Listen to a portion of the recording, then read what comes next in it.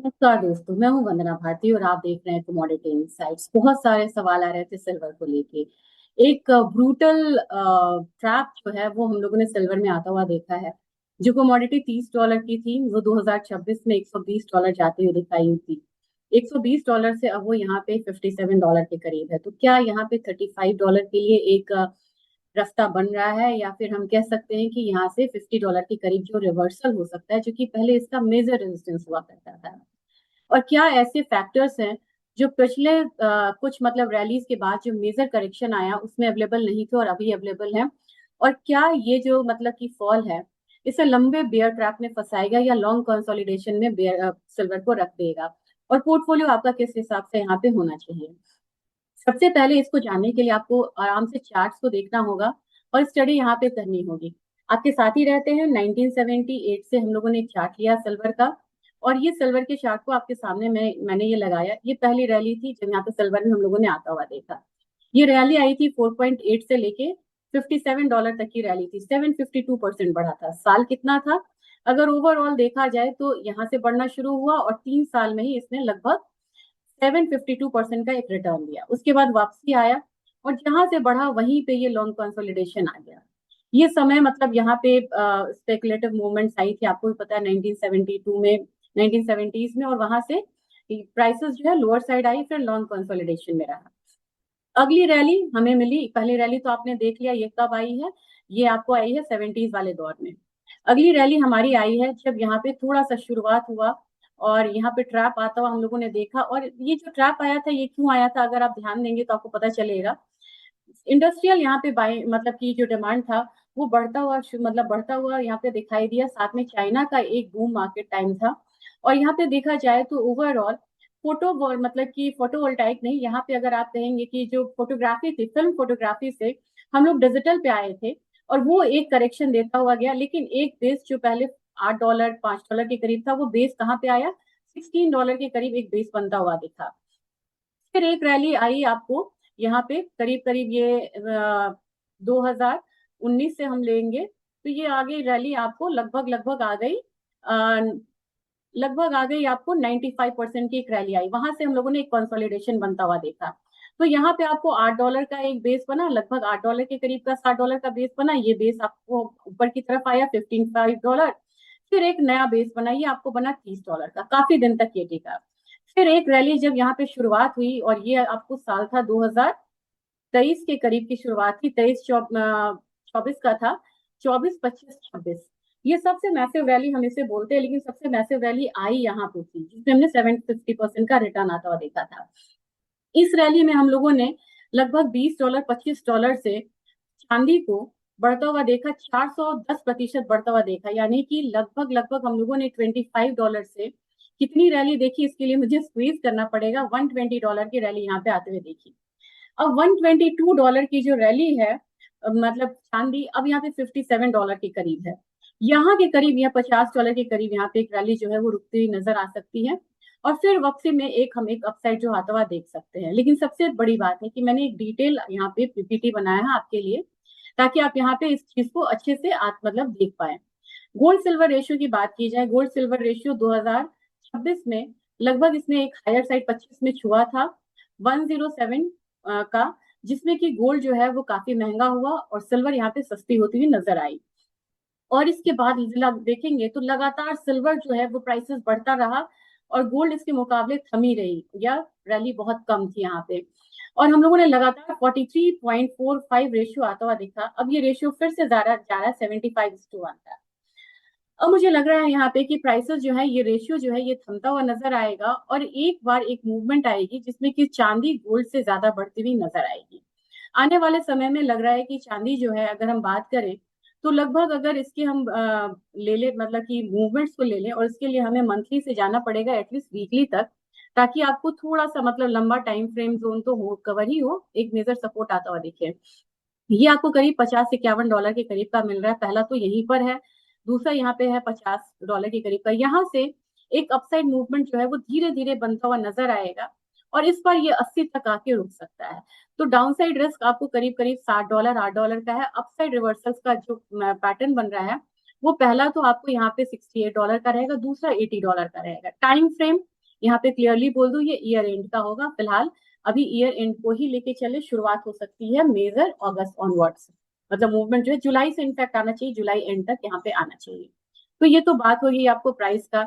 अब अपने बाजार में अगर हम बात ना करें तो यहाँ पे मतलब ये मतलब कि वो लगेगा, अधूरा लगेगा, क्योंकि हम अपने बाजार में ट्रेड करें 2 लाख का करीब, 2 लाख से लेके 190 तक का आपको एक यहाँ पे 195 तक का एक बेस बनता हुआ नजर आएगा। फिर जो रिवर्सल है वो पहला 240 का यहाँ पे हो सकता है, दूसरा 280 का हो सकता है। क्लियरली 2 लाख से लेके 195 एक बेस बन सकता है, 240 पहला हमारा रेजिस्टेंस रहेगा, दूसरा 280 रहेगा। अब यहाँ पे हुआ क्या है और क्या चीजें हैं जो और बार के मतलब जो क्रैश है उससे अलग है, और क्या चीजें मार्केट को संभाल सकती हैं, इस पे चलेंगे। वीडियो में अंत तक बने रहिएगा, तभी आप समझ पाएंगे कि मार्केट में क्या चीजें यहाँ पे हो रही हैं और किन चीजों से हमें संभल के यहाँ पे रहना चाहिए। मेरे ख्याल से आपको यहाँ पे पीपीटी अब क्लियर होता हुआ नजर आ रहा है। अब यहाँ पे हम देखेंगे कि बुल मार्केट के बाद हम क्या हम ट्रैप होते हुए रह रहे हैं। 50% का एक अपसाइड मोमेंटम आया था, और जो ऑल टाइम हाई लगा था $121 का, अब यहाँ पे 50-60 डॉलर के बीच में यहाँ पे हम खड़े हैं। अब ये क्या साइकिल में जो शेक आया है उसका एंड है यहाँ पे, और भी यहाँ पे डाउन साइड होना बाकी है, यानी कि $50 मुझे लग रहा है कि अभी यहाँ पे इस साइकिल का जो ट्रैप है ये खत्म होना चाहिए, और $50 से रिवर्सल्स जो है वो आने चाहिए। द प्रेजेंट सेटअप यहाँ पे कहेंगे कि deep correction can shake in confidence, और वो हुआ है यहाँ पे निवेशकों का कॉन्फिडेंस उनका शेक हुआ है, क्योंकि अब लोग बोल रहे हैं कि एआई का डिमांड कहाँ गया, और मतलब कि जो ईवीज है उनके डिमांड, सारे डिमांड्स यहाँ पे बने हुए हैं। ये डेरिवेटिव मार्केट का एक मनी शिफ्ट है। We are currently witnessing a consolidation in of weak hands जो है वो निकलते चले जा रहे हैं, और यहाँ पे नेक्स्ट जो है आपको $100 के प्राइस टारगेट के लिए एक रैली यहाँ पे आ सकती है।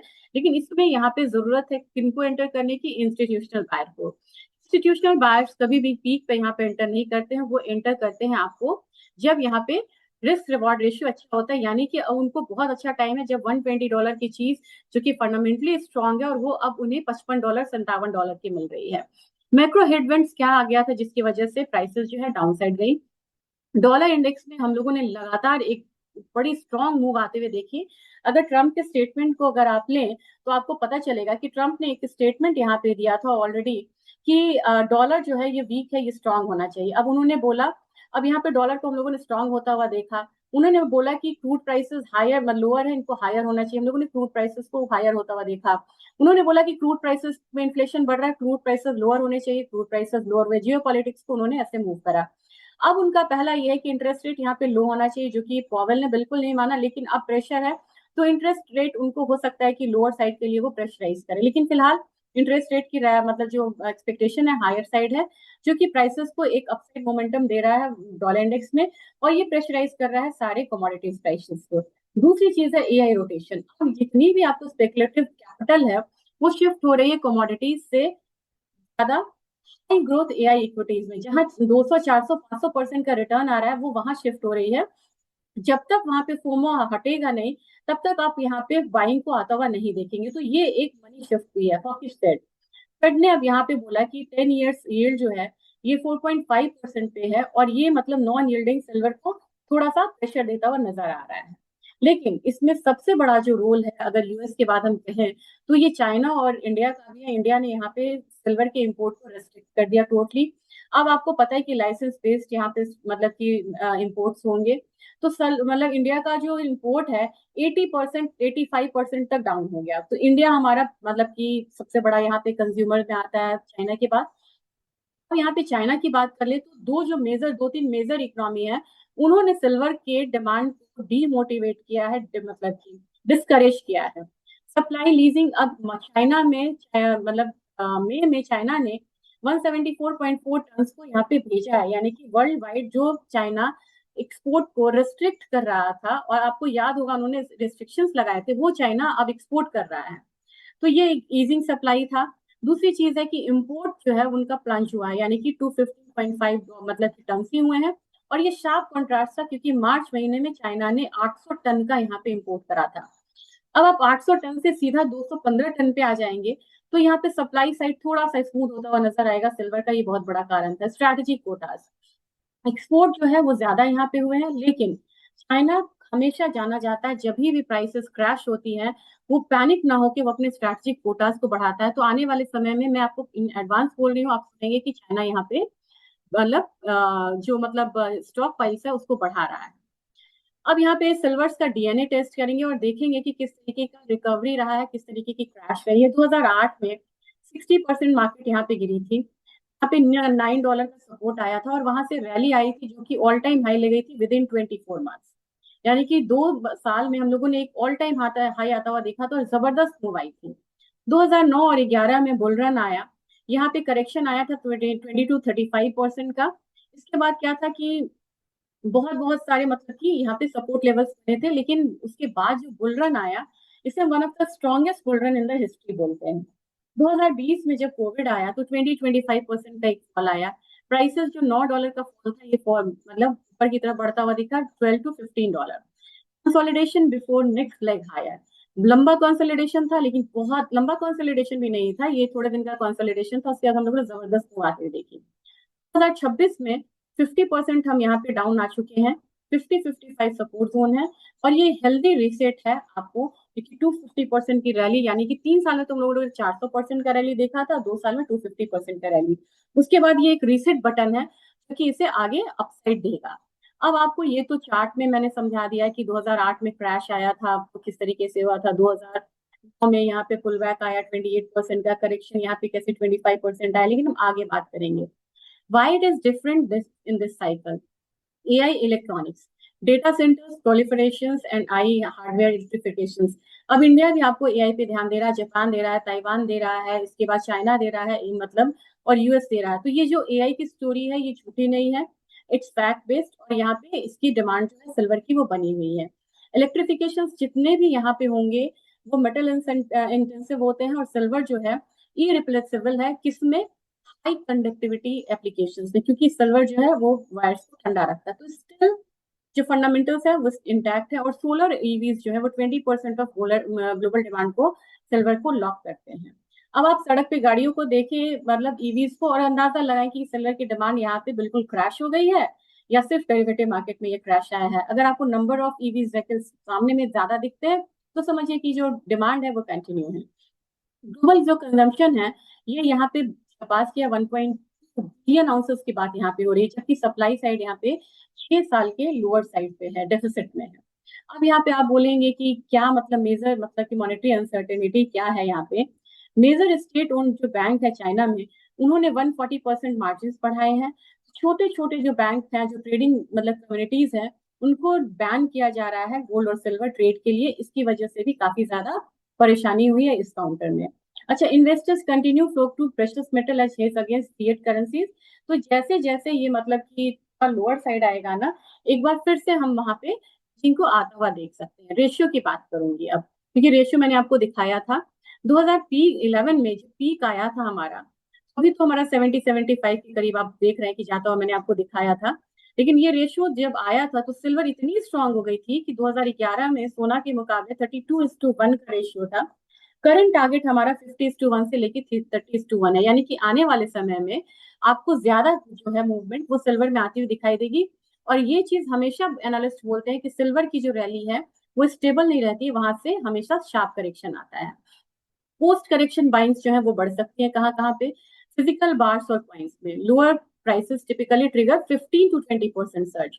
जब ये यहाँ पे $50-55 आएगा या यहाँ पे 2 लाख की 4,20,000 की चांदी जब 2 लाख आएगी तो ये फिजिकल बार्स और पॉइंट्स की डिमांड को बढ़ाएगी। ईटीएफ इनफ्लोज बढ़ेगा क्योंकि यहाँ पे आपको आ जाएंगे इंस्टीट्यूशनल कैपिटल्स आएंगे और वो यहाँ पे दोबारा ईटीएफ की बाइंग शुरू करेंगे, जबकि मैंने आपको ऑलरेडी बताया है कि 5 टन की जो पॉजिटिव बाइंग है वो ऑलरेडी यहाँ पे हो चुकी है, यानी कि ईटीएफ का जो कैपिटल आउटफ्लो था वो इनफ्लो में कन्वर्ट होता हुआ नजर आया है। Strategic stock piling, industrial users को लंबे समय के लिए यहाँ पे सिल्वर चाहिए और उनके लिए एक बहुत बड़ा मौका है जब वो इन्वेंट्री को क्रिएट करेंगे। सबसे लास्ट स्लाइड, यहाँ पे स्ट्रैटेजिक समरी है। करेक्शंस अभी मतलब आ चुके हैं, सप्लाई साइड क्रॉनिक डेफिसिट है, चाइना का स्ट्रैटेजिक कंट्रोल भी यहाँ पे है, अगर चाइना जिस समय चाहे उसे कंट्रोल कर सकता है। टारगेट्स जो आपका यहाँ पे हो सकता है नेक्स्ट टाइम जो है ये ट्रिपल डिजिट में एक बारी फिर से आएगा, तो समय है आपको यहाँ पे $50 से $55 के बीच में एक्यूमुलेट करने का और अगर आप अपने बाजार की बात करें तो 2 लाख से 1,95,000 लेवल जो है वो बढ़िया एक बाइंग लेवल है, लेकिन आप कहेंगे कि इसका आने वाले समय में आउटलुक क्या हो सकता है, थोड़ा सा धीमा रहेगा, क्योंकि आपको भी पता है 2,80,000, 3,20,000 आप 2026 का रखेंगे, और 2027 की बात करें तब यहाँ पे हम 3.5 लाख से 380 की बात करेंगे। Slow and study, silver will catch up the rally again. और यहाँ पे आपने ये पैटर्न्स मैंने आपको इनिशियली ही चार्ट में दिखाया है कि 1-2 साल का कंसोलिडेशन होता है, लेकिन उसके बाद जब रैली आती है तो बहुत लोग उस मतलब स्ट्रॉन्ग रैली को पकड़ नहीं पाते हैं। तो ईटीएफ में स्लोली आप यहाँ पे एक बारी एक्यूमुलेट करके चल सकते हैं। वीडियो अगर अच्छा लगा हो तो ज्यादा से ज्यादा शेयर जरूर करिएगा, हाइप बटन मिले तो हाइप जरूर करिएगा। और काफी मेहनत होती है फैक्ट्स फिगर्स और प्रेजेंटेशंस में, काफी हार्डवर्क होता है, और कोशिश करूंगी कि इस तरीके के प्रेजेंटेशन आप लोगों को और बना के देती रहूं। और कमेंट सेक्शन में अपनी क्वेरीज जरूर लिखिएगा।